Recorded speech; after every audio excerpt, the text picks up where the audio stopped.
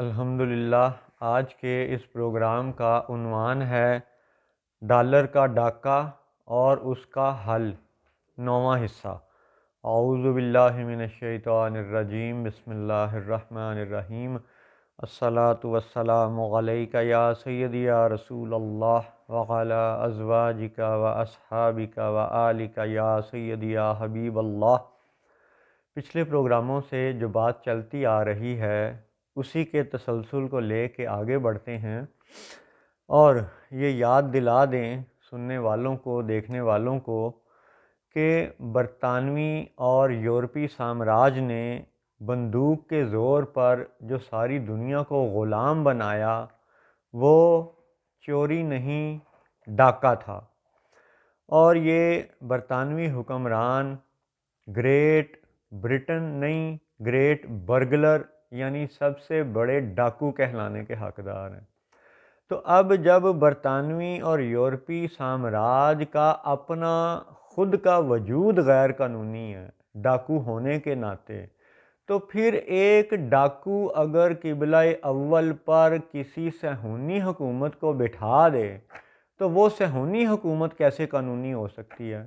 یعنی ایک ڈاکو جب خود ڈاکو ہے تو وہ لا کے ایک صہیونی گروہ کو قبلہ اول پر، یروشلم پر، فلسطین پر قبضہ دلوا دے، تو اس قبضے کی، اس حکومت کی، اس صہیونی ریاست کی قانونی حیثیت تو کچھ بھی نہ ہوئی کہ جب اسے بٹھایا ہی ایک ڈاکو نے ہے۔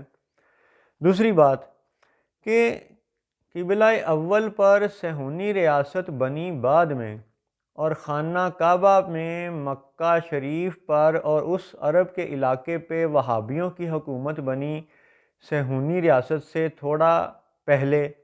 اور دلچسپ یا تلخ حقیقت یہ ہے کہ بٹھایا ان کو بھی برطانیہ نے۔ کرنل تھامس ایڈورڈ لارنس، جسے دنیا لارنس آف عربیہ کے نام سے جانتی ہے، وہ جہاں یمبو شہر میں آ کے ٹھہرا تھا، 2022 میں آل سعود نے اسی مکان کی تزئین و آرائش کی، اور مئی کے مہینے میں کی، اور مئی کے مہینے کی نسبت صہیونی ریاست اسرائیل کے ساتھ بھی ہے۔ اور تھامس ایڈورڈ لارنس یعنی کرنل ٹی ای لارنس یعنی لارنس آف عربیہ کا وہ جو مکان تھا، اس کی تزئین و آرائش کے وقت آل سعود نے بڑا فخریہ اپنی حکومت کے اخبارات میں یہ اعلان کیا کہ وہ مکان ہیز بین ریسٹورڈ فیتھفلی، یعنی فیتھفلی ریسٹورڈ۔ واہ، ان کے فیتھ کا تعلق بھی اسی گروہ سے ہے جسے ساری دنیا ڈاکو مانتی ہے۔ حکمران ڈاکو اس لیے نہیں مانتے کہ ان کے حقائق عوام کو معلوم نہیں ہیں، 100 سال ان کے حقائق چھپائے گئے ہیں۔ تو اب آپ یہ دیکھیں کہ جیسے وہابی کعبے پہ قابض ہوئے اور پھر چند سال بعد صہیونی مسجد اقصیٰ پر یعنی یروشلم فلسطین پر قابض ہوئے، تو اب یہ قبضہ ٹوٹے گا بھی اسی یعنی سیکوینس میں کہ جب مکہ، جب یہ عرب کا خطہ وہابیوں سے آزاد ہوگا تو انشاءاللہ فلسطین بھی صہیونیوں سے آزاد ہو جائے گا۔ اور وہابی جھوٹے ہیں، وہابی مذہب جھوٹا ہے، اس پہ وہابی عوام کی بات نہیں ہو رہی۔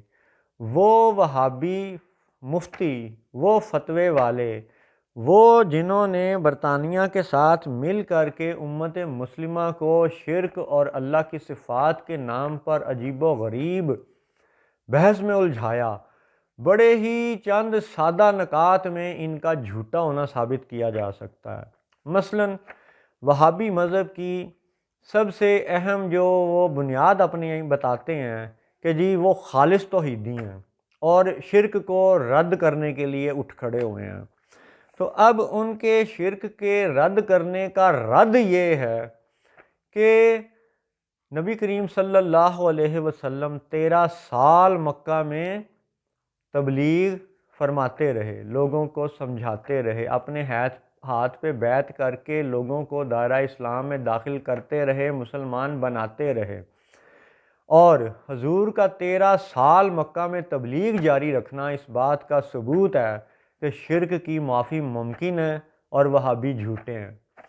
آج 2023 میں بھی اگر کوئی ہندو بت پرست یا کوئی بھی مشرک دائرہ اسلام میں داخل ہونا چاہے تو وہ آج بھی مسلمان ہو سکتا ہے، اس کے شرک کی معافی آج بھی ممکن ہے۔ تو پھر وہابی عقیدہ یہ غلط ہے، کیونکہ ان کو بٹھایا ہی ڈاکوؤں نے ہے۔ تو ڈاکوؤں نے لوگوں کو دھوکہ دینے کے لیے وہ ملمہ کاری کی کہ ظاہری لبادہ تو پہنا دیا اسلام کا اور اندر سے رہ گئے کھوکھلے۔ ان کے کھوکھلا ہونے کی دوسری اہم مثال یہ ہے کہ ہمیشہ وہابیوں نے امت مسلمہ کو یہ وسوسہ دیا ہے، یہ دھوکہ دیا ہے کہ جی اللہ کی صفتیں مخلوقات میں نہیں ہو سکتی۔ اب اس پہ حقیر اپنے کئی پروگراموں میں عرض کر چکا کہ یہ سماعت، بصارت، علم یہ اللہ ہی کی عطا کردہ صفات ہیں اور اللہ ہی کی صفات کا پرتو ہیں۔ اللہ کی صفات ذاتی، مخلوقات کی عطا کردہ، تو یہ صفات اللہ کے فضل سے مخلوقات میں اس کا پرتو موجود ہے۔ اور وہابیوں کا رد یہ ہے کہ مخلوقات میں تو وہ صفتیں بھی موجود ہیں جو اللہ کی ذات میں نظر نہیں آتی، اللہ کی ذات کے شایان شان دکھائی نہیں دیتی۔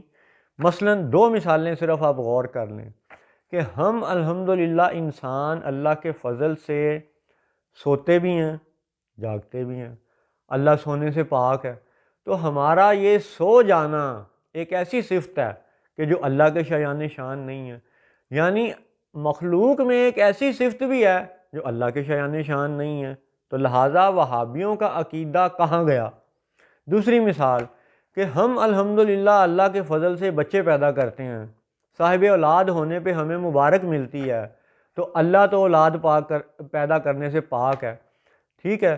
تو اب مخلوق اولاد پیدا کرے تو مبارکباد کی مستحق ٹھہرے، اور اللہ اولاد سے پاک، یعنی یہ صاحب اولاد ہونا ایسی صفت ہے مخلوق کی جو اللہ کی ذات میں ہمیں دکھائی نہیں دیتی۔ اللہ ان صفات سے مبرہ کہہ لیں یا پاک کہہ لیں یا عرفہ کہہ لیں یا ماورا کہہ لیں یا بلند تر کہہ لیں، اللہ اکبر، یعنی مخلوقات میں ایسی صفتیں بھی اللہ نے رکھ دی ہیں، عطا کر دی ہیں جو اس کی اپنی ذات کے شایان شان نہیں ہے۔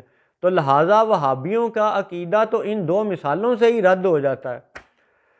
اللہ اکبر۔ اب رہ گئی یہ بات کہ ان ڈاکوؤں نے ان دونوں قبلوں میں جن 2 گروہوں کو بٹھایا یہ دونوں جھوٹے ہیں، اور ان دونوں جھوٹوں کی کثیر مثالیں پیش کی جا سکتی ہیں، 1 نہیں، 2 نہیں، 5 نہیں، 10 نہیں، 20 مثالیں پیش کی جا سکتی ہیں۔ ابھی آپ دیکھیں کہ پچھلے پروگرام میں بینک کے حوالے سے ذکر کیا گیا کہ بینک چونکہ سودی کاروبار کا یہ سارا کھاتا ہے، تو احادیث کے مفہوم سے سب مسلمان مانتے ہیں کہ یہ سودی کاروبار استغفر اللہ ماں سے زنا کے مترادف ہے، یہ اس کا سود کا ہلکا درجہ بھی ماں سے زنا کے مترادف ہے۔ تو جب یہ زانی ادارے ہیں تو پھر غیر قانونی ہے، اور جب یہ ڈاکے کا مال یعنی ڈالر اینڈ سو کرنسیاں رکھنے والے ہیں، ٹھیک ہے، تو یہ ڈاکے کا مال جمع کرنے کے حوالے سے بھی غیر قانونی ہے۔ ڈاکو حکومت کے بنائے ہوئے ادارے ہیں، اس لیے بھی غیر قانونی ہے۔ اور پھر پچھلی پروگرام میں ہی ایک یہ بات بھی عرض کی گئی کہ امریکی حکومت کا جو اسٹیٹ ڈپارٹمنٹ کا ایگل کا نشان ہے، اس کے ایک پنجے میں پتے والی شاخ اور شاید زیتون نظر آتا ہے، تو دوسرے میں تیر کیوں ہے؟ اگر زیتون کی شاخ پر غور کیا جائے تو زیتون رزق بھی ہے، اور وہ پتوں والی ٹہنی اگر امن کا نشان ہے تو پھر اسی عقاب کے دوسرے پنجے میں 13 تیر کیوں ہیں؟ یعنی یہودیوں کے، صہیونیوں کے کچھ فرقے ایسے بھی ہیں جو یہ کہتے ہیں کہ جی 13 کا عدد محبت کا عدد ہے، تو اگر محبت کا عدد ہے تو اسی عقاب کے ہاتھ میں 13 تیر کیوں دکھائے گئے ہیں؟ 13 تیر، تو کیا تیر محبت کی علامت ہوتی ہے؟ نہیں، دنیا میں عمومی طور پہ تیر محبت کا نشان نہیں سمجھا جاتا، ٹھیک ہے۔ اچھا چلیں یہ اس سے آگے آ جائیں بینکوں کے حوالے سے اور ڈالر کے ڈاکے کے حوالے سے بات چل رہی ہے، تو عمومی طور پہ ساری دنیا کے لوگ، سارے مذہب کے جو عوام ہیں، وہ یہ بینک کے حوالے سے پہلا جواب یہ دیں گے کہ دیکھیں نا جی، یوٹیلیٹی کمپنیز کے بل جمع کروانے میں، گیس کا بل جمع کروانے میں، پانی بجلی کا بل جمع کروانے میں، دیکھیں جی بینکوں نے کتنی سہولت دے دی ہے، گھر بیٹھے آپ جمع کروا سکتے ہیں۔ یہ ہے وہ جادو جو سر چڑھ کے بولتا ہے۔ یاد رہے کہ جب سیدنا موسیٰ علیہ السلام کا مقابلہ ہوا فرعون کے جادوگروں کے ساتھ، تو انہوں نے رسیاں ڈالیں اور وہ رسیاں بے جان تھیں، لیکن دیکھنے والوں کو وہ زندہ سانپ دکھائی دینے لگ گئیں۔ یہ قرآن و حدیث سے ثابت ہے۔ آیات پڑھ کے وہ زیادہ لمبی تفصیل میں نہیں جاتے، لیکن آپ سننے والوں کو بھی پتہ ہے کہ فرعون کے جادوگروں نے رسی ڈالی تو وہ بے جان ہوتے ہوئے بھی دیکھنے والوں کو جاندار سانپ محسوس ہوا، وہ رسیاں سانپ دکھائی دینے لگ گئیں۔ یہ ہوتا ہے جادو جو سر چڑھ کے بولے۔ اسی طرح آپ دیکھیں کہ بینکنگ کا نظام وہ مردہ اور فرسودہ رسی ہے جس کو بڑا جاندار بنا کے پیش کیا جاتا ہے۔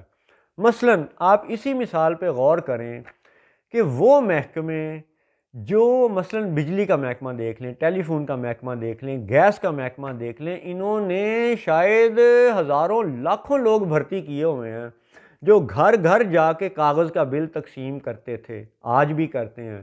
تو جب ہر گھر کے دروازے پہ جا کے بل تقسیم کیا جا سکتا ہے تو ہر گھر کے دروازے سے رقم کیوں نہیں وصول کی جا سکتی؟